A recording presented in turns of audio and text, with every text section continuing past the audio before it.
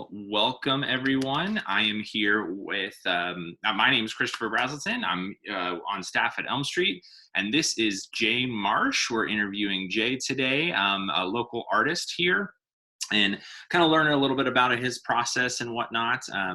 We're just going to pick your brain a little bit, Jay. So Jay has been here. How long have you lived here now? I've been in Woodstock 3 years. 3 years. And I'm from Atlanta, and I just moved from Roswell, so it wasn't a big move. Oh, okay. So it wasn't that far. Yeah. Okay. So you said Roswell? Yes. Okay. So I'll start with that if that's okay. So Sure. as a local artist, you've got somewhat of a inner hustle, as all artists do, to figure it out and keep making and then make it work on top of that. What was it like transferring home base over? I mean, Roswell's not incredibly far, but was it a difficult transition or? Well, at first, I mean, we knew most of our friends were in and around Atlanta, so immediately we were another half hour or so away from everyone. So it was a little bit of a struggle at first. And then I suppose 2 years into our move here, I found the local artists guild, and I instantly had all these friends and new connections and places to show my work. And I was so hungry for that. So it was a great find. Yeah, definitely. Murph and the whole team there they do a great job of connecting artists and connecting them to opportunities. So Yeah, that was awesome. Shout out to them. And I know you have done a lot of work with them. So good for you for keeping that up. So tell me a little bit about your pieces, what you practice regularly. I know you actually have a pretty good variety of different mediums, but I'll just leave it somewhat open-ended for that reason to let you talk about your craft. Okay, so just a little bit about my history too. I've been an artist all my life. I started, in kindergarten, noticed all the kids were looking over my shoulder. In high school, I took all the art classes I could. That's where I learned. I had a great art teacher, and that's where I learned how to airbrush.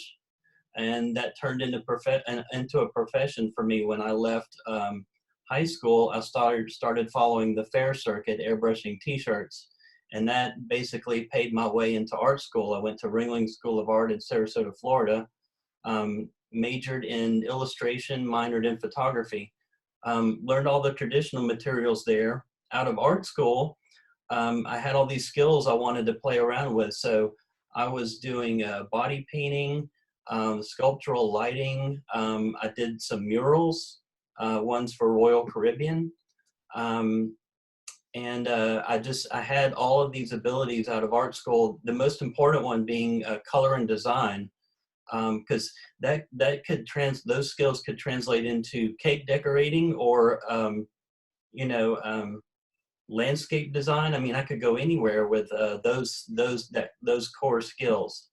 But my parents are also artists, and out of school, I started going into graphic design.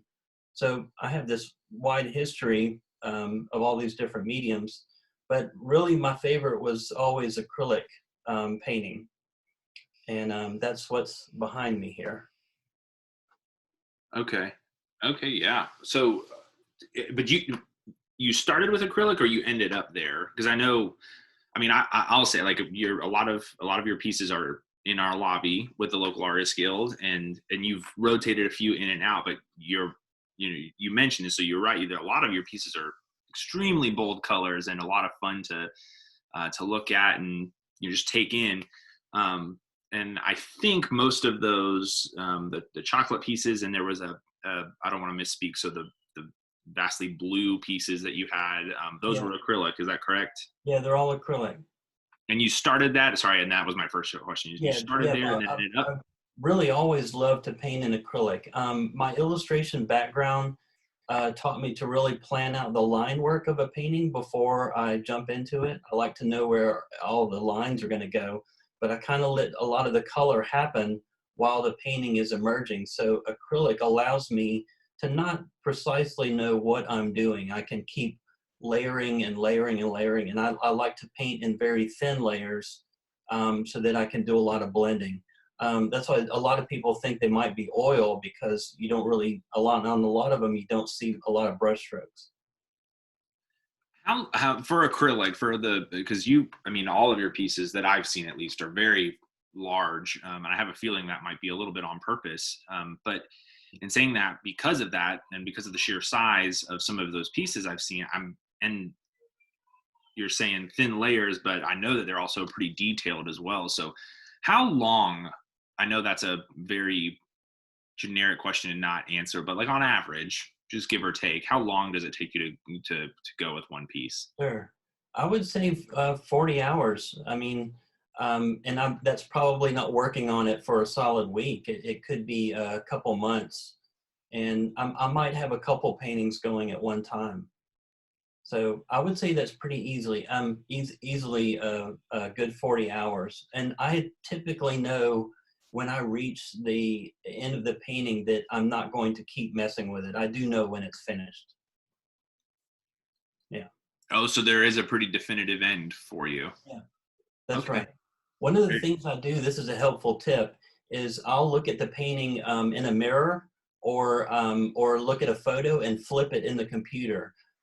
Your eye gets so used to looking at artwork, the same piece for like, if it is 40 hours, you get so used to looking at it that mistakes can happen and things can go astray without you really being aware of it. So flipping it or turning it upside down, all those things give you a fresh view where you can see things that might be going wrong or going astray. Nice. Now that's pro tip from Jay Marsh right there. Yeah.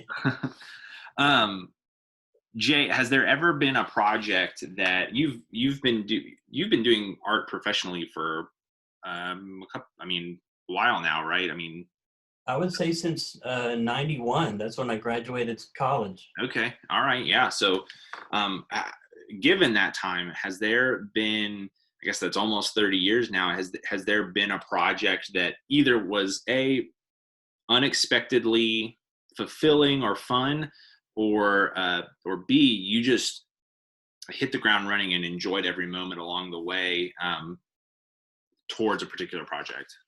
Yes, there has. I mentioned the mural for Royal Caribbean. So they the art rep company that was working with them approached me with this new kind of paint that I had never heard of before, and it's a paint that only shows up when black lights come on.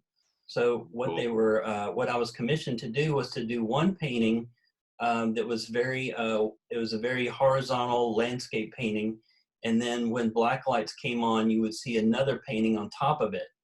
And I had never heard of this paint, but I loved working with it. It was so magical because all of this paint, when you see it in normal light, it kind of looks like skim milk. It all has this sort of whitish tone to it. But when black lights come on, it's almost like the planet in Avatar, the bioluminescence, everything just lights up. Oh yeah, very It felt cool. like I was painting with light. It was pretty magical. Yeah, that's cool. That was on a cruise ship? Yeah, that's on the Serenade of the Seas. Okay, very cool. Still there as far as I know, yeah. There's a little bit of trivia about Jay Marsh. Yeah. Very cool, very cool. I imagine, and both with the pieces that I've seen and then instances like that, where there's some layers, even though you've found a love and passion for perhaps acrylic and painting most, I imagine that the background in illustration had a very unique play on all of those instances. Is that correct? Yes, and I could kind of pick and choose what I wanted. The illustration definitely has me planning everything out, almost everything. But with no client, illustration, usually you're dependent on a client or an art director to give you direction. I was that person, so I was free to direct it in any direction, any way I wanted to go with it, which I love. And I it was difficult at times to paint honestly. I was frequently in a position where if I thought that I had to sell this piece of art, it started to change what it would look like. So Right. that was a challenge for me that I struggled with for a while, which is to sort of go back to the childlike, unfiltered nature, which is kind of painting just for fun. both freeing and terrifying a little bit. Sure. Yeah. Right. Yeah, I'd worked in a computer for so long, you can always hit Command Z to undo something. Painting has a certain risk to it. Um, it's still pretty exciting to me. Yeah, yeah, definitely, for sure. I could definitely see that.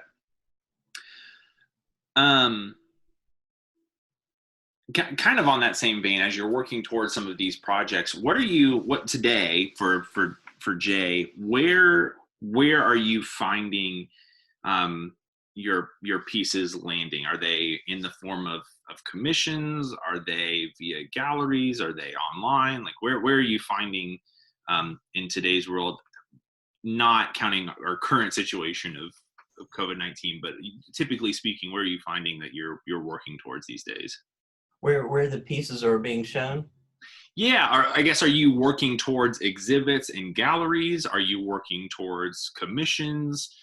I mean, obviously, wherever the work is, you kind of go. But is there a desire or end game that you have there with as you're creating pieces? Or do you find yourself aiming towards exhibits or commissions or whatever Sure. have you, workshops? Sure. I've in my history has shown that as far as sales go, I have been doing more commissions. It hasn't been necessarily successful for me to paint something on my own and then hang it up somewhere and then it sells. That is a great way to meet people. I've made a lot of new friends, and I love seeing my work up and talking to people about it. Seeing their reactions to it. Yeah. Um, I'm right now. I'm open to showing anywhere in Woodstock. I want the Artist Guild and working with Murph and these other artists. We're really trying to create an art movement in Woodstock that sort of lifts up the overall vibe, the creative vibe in Woodstock. So I'd Yeah, say definitely. if I had a goal that's in Canton too, that would be my goal, is to just get more artwork out there for people to see. Yeah, absolutely. Yeah, very cool. What have you found? I mean, is that, have you found something that's particularly effective in that, for other artists that are listening, or is it just, hey, just get out there? It doesn't matter. Let's just get out there. The uh, galleries have a certain, they have all these rules of how they like to be approached, and some of that makes sense. I've heard it being compared to dating. You don't just, I mean, you want to take things slow. They want to get an introduction first, or possibly they hear from another artist or a friend. So the gallery world is very much like dating. Right.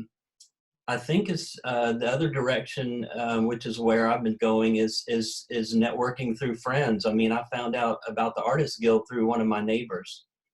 So um, I think, and my hunger to meet other artists has also been fueling my reaching out, because mainly the life of an artist is kind of solitary, and the work kind of depends on some of that solitude. Always going inside to look for imagery and inspiration. So it's really helpful to meet other artists. You generate ideas and you start to think of things you never thought of before, and ways to go with your artwork. Yeah, I imagine that the connectivity of the artist is one thing to learn about, not just the business of art, but the human side of it and the human connection, but also seeing other people's works helps your level of inspiration as well. Yeah. Yeah, very cool. Um, let's see. I was going to ask earlier if you had an aha moment, but it's really more, it was in college or even pre that, where you went, yeah, I'm definitely going to do this as a profession now. Yeah, that's Was right. there a moment, obviously you got into illustration at first, and I think you said that's where your educational background. Was there a moment where it flipped into painting, or was it a gradual process? That I might be a naive question, so feel free to say so. No, that's fine. I think it was a gradual process. There's a few ideas and feelings that I've been striving for in my work, that have developed over time. So I watch IMAX movies or movies and content on nature, and all of that kind of gets internalized, and it may come out as it'll come out as a painting that's not directly representational. It doesn't exactly look like the initial inspiration, but it'll sort of get mixed around on the inside. And then it comes out as a piece. I generally paint kind of abstractly, where you might see some similar familiar textures and shapes and colors, but you might not directly know what it is right away. Right. Yeah. Okay. Well, if I'm going to put you on the spot here, you've got a painting behind you that's maybe in process, or maybe I can't tell, or or completed. I don't know. Where are you in the process of the painting behind you? This one's finished. This one's finished. Okay. Yeah. Tell me about it. So that one took you about 40 hours as well? I would think so. And it's about 3 by 7.5 feet. So Okay. I picked this painting because it does have a little bit of a story behind it. You mentioned some of the work that's in the at Elm Street, and I do typically paint in very bright colors. Right. So it was, and this painting popped into my head when I woke up. It was on an Easter morning, and it popped it popped into my head, completed just as you see it there, which is very rare for me to have that happen. Yeah. And it being Easter morning, I'm not a particularly religious person, but it must have, I think that had some significance to it. So it's basically, it's a flow painting. I do paint a lot of motion, and there's a lot of movement. And I like whoever's viewing it for their eye to keep moving around. Okay. Right. That makes a sense based off of everything I've seen your work with. So Yeah. And I don't know if you can see the detail, but the red part is full of gills. So I sort of see this as a flow, and it represents to keep breathing as you're moving along. So yeah. I like it, and I like the movement, and again, being able to see it as you're talking about the different, and I think so. I think you'll have to forgive me. I did not mean to say, "Oh, this isn't finished yet." I have, based off of everything I've seen, which is a lot of full of color. Obviously the red being the main part here, that threw me off a little bit. But I do like the flow, and I think that makes a lot of sense with seeing your work. Your eye tends to travel a lot when looking at a lot of your work. So. Oh, I'm actually glad you brought that up. That this, you wondered if this was finished or not, because it was such a departure from what I normally do. And when I saw the painting in my head, I kind of was surprised at the how minimalist it was compared to my previous work. Right. But the vision had such an impact on me that I completed it, and was very happy with how it came out. My brother built the canvas for this, so it's about the size of a very large door. Yeah, very cool. So I'm seeing, I could be wrong, but am I seeing about half of it? Yes. Okay, very cool. Well, great. Well, Jay, how if somebody's listening and or watching, and they want to get a hold of you, what's the best way to do that? Sure. Well, I'm on Facebook. Also searching the web for my name, Jay Marsh Art, or Jay Marsh Art Portfolio. Okay. That should bring up my website. Okay. Yeah. And we can also, I suppose when you post this, I can include it in the link. Yeah, absolutely. Yeah, we'll definitely put it in the comments below as this is premiering out. So both to see your portfolio and contact information, so that if you have interest in getting to know a little bit more about Jay, and or you might have a piece that might fit Jay as well, and you might want to talk with him about perhaps commissioning something, please do. This time where we're all kind of social distancing has affected everyone, and artists are definitely in that category of being affected. So reach out to Jay and let's get our local artists some work. I'm sure that's much needed all around. So Very good. Jay, anything else that you want to say? I'll leave it open to you if you have any other thoughts that you want to share while we're on here or Let's see. recording. I'm very grateful to be making a living right now as an artist, and my work is still continuing to sell. I sell a lot of products over the internet, and some of my sales have increased there. But I mean, beyond living off of my work, my secondary goal is to inspire other people to create. A lot of people are intimidated by that, but I've answered a lot of questions over the years. There's some very simple ways, some fun ways to get into this or try something new. Even with my wife, she's very interested in art, and we're always experimenting. So I have a lot of knowledge, and I'm willing to answer questions or help people to get the ideas turning. So Nice. Great. Well, Jay, thank you very much for joining us today. And thank you for watching this recording.